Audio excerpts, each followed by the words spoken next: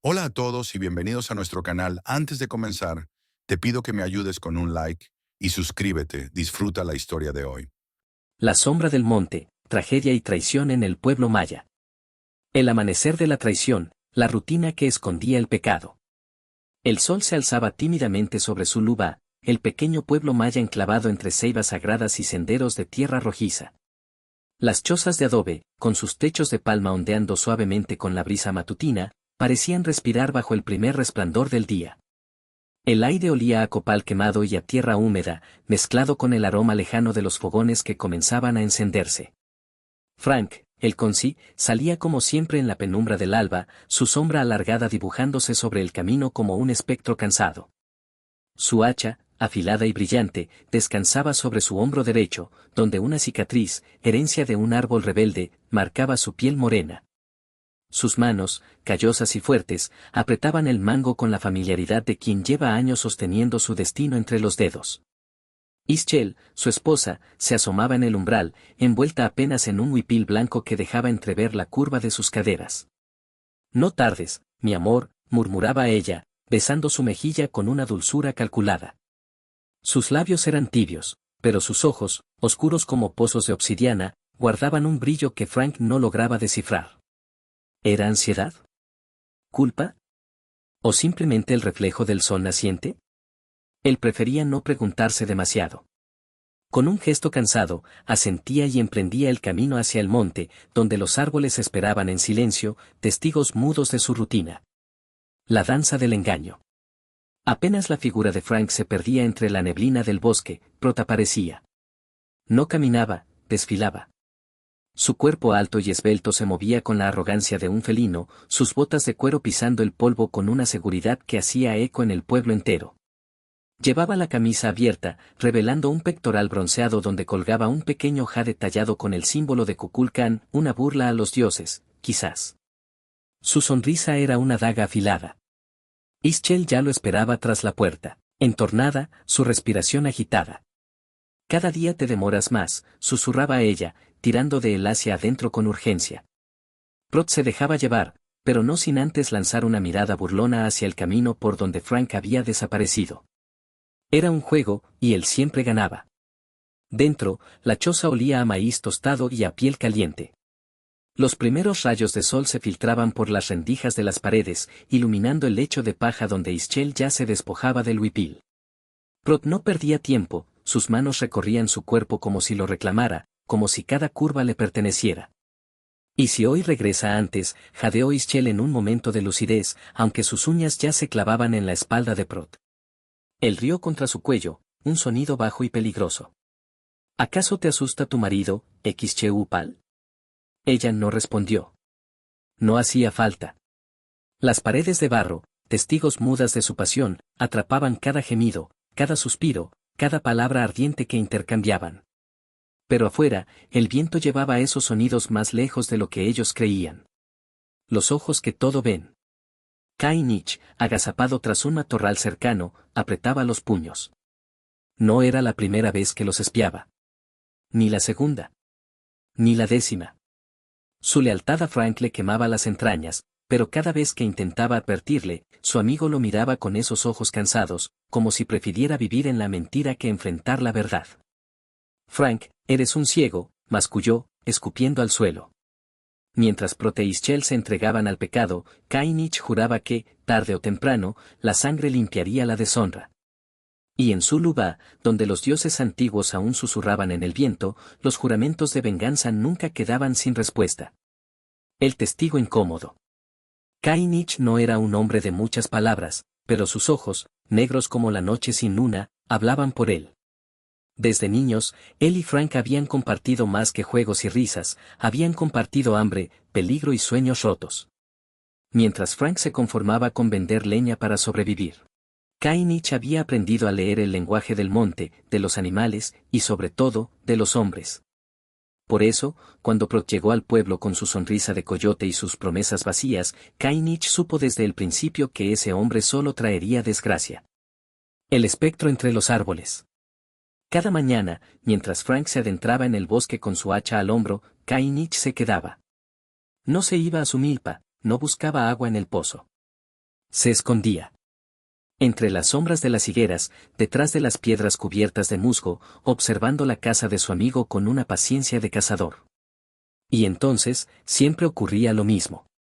Prot aparecía, arrogante, con ese andar de quien cree que el mundo le debe algo. Ischel lo recibía en la puerta, su cuerpo inclinándose hacia él como una flor hacia el sol. Las cortinas de tela se movían. Las risas ahogadas comenzaban. Kainich apretaba los dientes hasta que le dolía la mandíbula. Las advertencias que caían en oídos sordos. Al atardecer, cuando Frank regresaba con la espalda doblada bajo el peso de la leña, Kainich lo esperaba en el cruce del camino, donde la ceiba vieja extendía sus raíces como garras. Frank, decía, su voz áspera como corteza de árbol. Frank se detenía, sudoroso, con los brazos marcados por los surcos del esfuerzo. Otra vez, hermano, respondía, intentando sonar cansado, no herido. Kainich no se andaba con rodeos. Hoy entró antes de que el sol estuviera alto. Se quedó hasta que el pájaro X-Cook cantó por segunda vez. Frank soltaba una risa hueca, incómoda, como si fingir incredulidad pudiera ahuyentar la verdad. Ischel me dijo que solo fue a pedir sal, murmuraba, ajustando el cincho de la carga. Pero Kainich veía cómo las manos de Frank temblaban. La espina que se clavaba más profundo. Con cada advertencia, algo en Frank se resquebrajaba. Ischel ya no lo miraba igual. Sus besos sabían a mentira.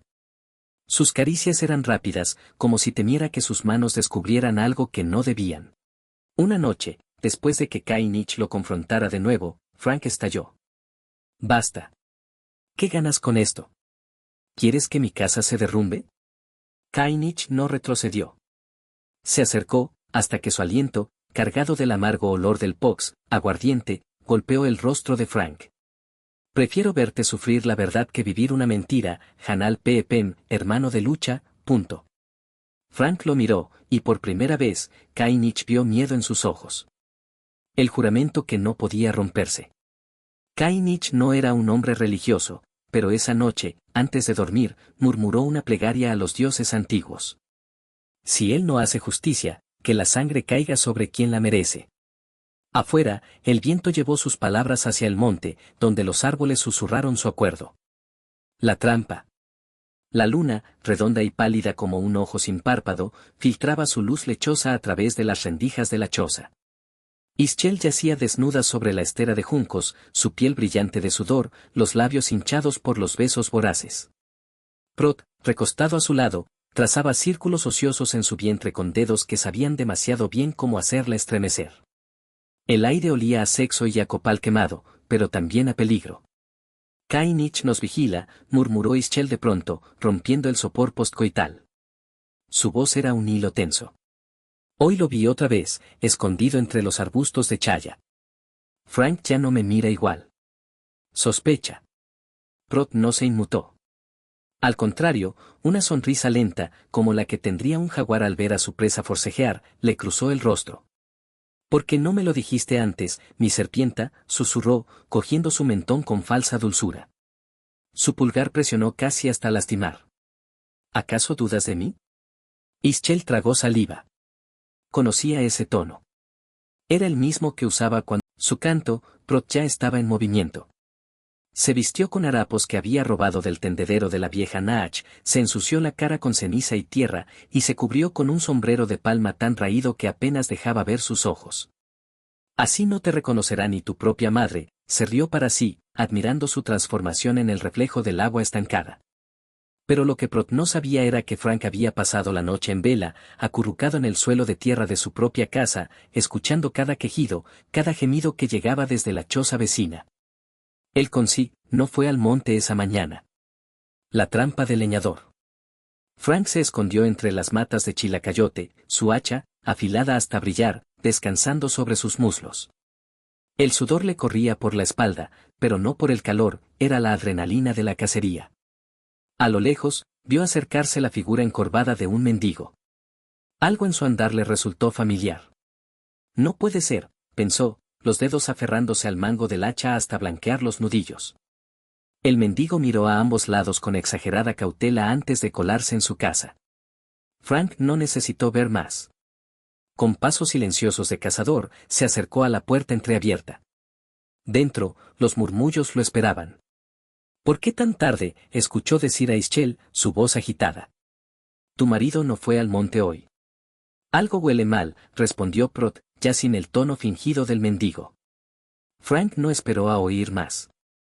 Con un rugido que pareció sacudir los cimientos de la choza, empujó la puerta de un golpe. El descubrimiento.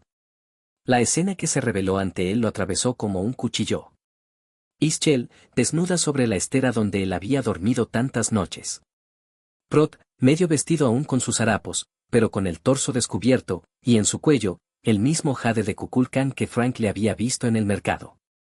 Frank, comenzó Ischel, alzándose con torpeza. Pero el leñador ya no escuchaba. El hacha se alzó, brillando con la luz del amanecer que entraba por la puerta abierta. Prot, rápido como la serpiente que llevaba tatuada en el alma, empujó a Ischel hacia Frank como escudo humano y corrió hacia la ventana.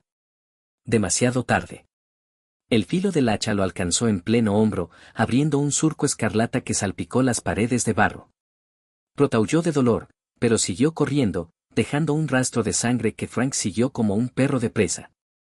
Afuera, bajo la mirada impasible del sol maya, comenzó la última cacería.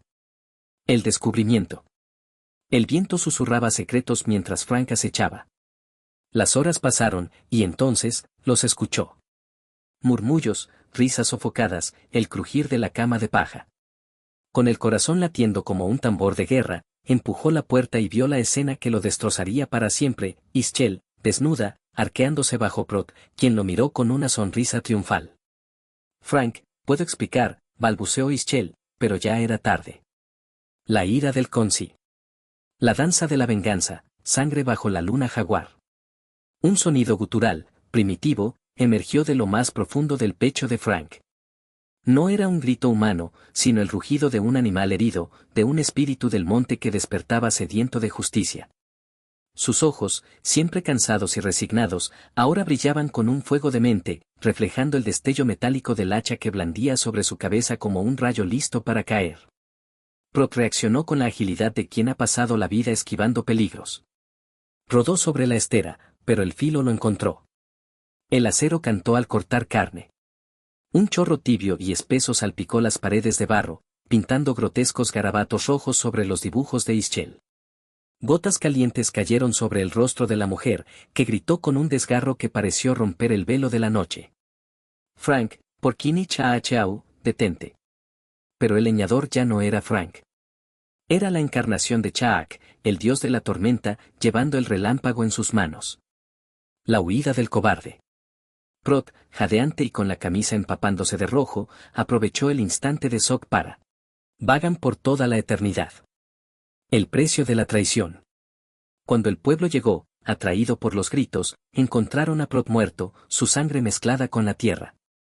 A Ischel, Frank la miró por última vez, sus ojos ya sin amor, solo con un vacío infinito. Vete. Nunca vuelvas. Ella huyó, sus lágrimas limpiando la sangre en su piel. Kainich apareció entonces, su rostro grave. Lo siento, hermano. El último viaje del Consi, leyenda en el viento. Frank no pronunció palabra. Con movimientos lentos y ceremoniosos, limpió la hoja de su hacha contra el musgo de una piedra, observando cómo la sangre de Prot se mezclaba con el rocío de la mañana. El metal brilló por última vez antes de que lo envainara en su cinto de cuero gastado. Alzó la vista hacia el sendero que llevaba al corazón del monte. Ese camino lo conocía mejor que las líneas de sus propias manos. Allí, donde los árboles se hacían más densos y la luz apenas lograba filtrarse, comenzaba el reino de los dioses antiguos. El adiós que nadie vio. Ischel, aún temblando en el umbral, extendió una mano hacia él. Frank, por favor. Pero el hombre que había sido su esposo ya no estaba. Lo que quedaba era un espectro de carne y hueso, un cascarón vaciado por el dolor. Frank ni siquiera volvió la cabeza. Con paso firme, se adentró en la espesura, dejando atrás las cenizas frías de su hogar. El eco de risas que nunca fueron sinceras. El peso de un hombre que ya no significaba nada. Los arbustos se cerraron tras él como un velo. Lo que contaron los pueblos. En Zuluba, las historias se multiplicaron como hongos después de la lluvia. Los niños juraron haber visto una figura alta y silenciosa cortando leña en lo más profundo del bosque, pero cuando se acercaban, solo encontraban árboles marcados con hachazos frescos, y ningún rastro de pies humanos. Los cazadores contaban que, en las noches de luna llena, se escuchaba un canto grave y doliente cerca del cenote sagrado.